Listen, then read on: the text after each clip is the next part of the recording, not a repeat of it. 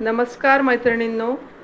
तर फ्लॅट घेताना बऱ्याच गोष्टींचा विचार करावा. सगळ्यात महत्त्वाची गोष्ट म्हणजे स्वयंपाकघरामध्ये आपण जे स्वयंपाक करतो तर ती वाफ कुठे जाते गरम.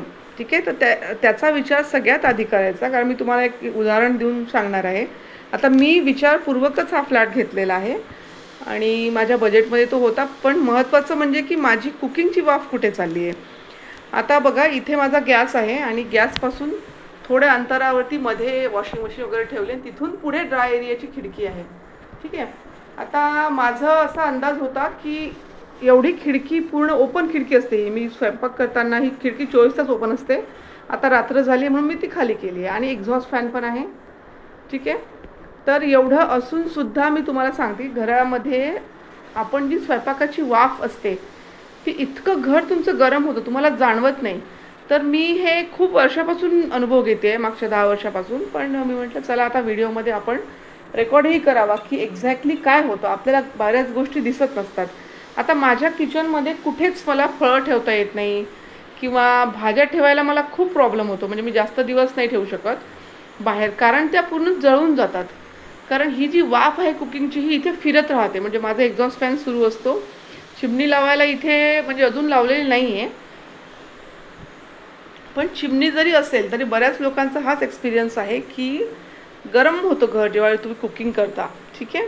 म्हणजे आणि एखाद्याला चिमणी लावणं शक्य नसेल आणि जर गॅसच्या मागेच या भागामध्येच खिडकी असायला पाहिजे नेहमी. म्हणजे आमच्याकडे जेवढी घरं आम्ही घेतलेली आहेत नातेवाईक किंवा कुटुंबात, आम्ही तीच गोष्ट आधी बघतो की आहे का खिडकी. आता माझी आहे पण ती थोडी बघा दूर पडली आहे. त्याचासुद्धा परिणाम तुम्हाला मी दाखवते काय होतो. आता माझ्या घरामध्ये बघा तुम्ही, मी इथे अशा भाज्या वगैरे म्हणजे ह्या जागा मी बरेचदा बदलल्या. आता ही देवघरावर ठेवलेली केळी आहेत, तर याला 2च दिवस झाले आहेत फक्त.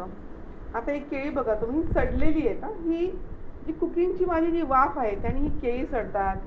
इथे बटाटे जर ठेवले तर सपोज मी, किंवा आता इथे मोसंबी आहे, तर हे सगळं आहे. हे माझ्याकडे मी अगदी मी फ्रीजचा वापर फार कमी करते त्यामुळे मी कमीच आणते. पण हे जर काय जास्त राहिलं तर हे पूर्ण काळं होऊन येतं माझ्याकडे, अशी परिस्थिती आहे. कारण त्याचा परिणाम असा होतोय की त्या वाफेचा परिणाम पूर्ण घरामध्ये वाफ येते. माझं घर हे मी कॉन्स्टंटली साफ करत असते. म्हणजे ते चिकट होतं ते तर सोडाच तुम्ही, की हे पूर्ण उघडं ठेवून तो एक्झॉस्ट फॅन सुरू करून सुद्धा ही परिस्थिती आहे.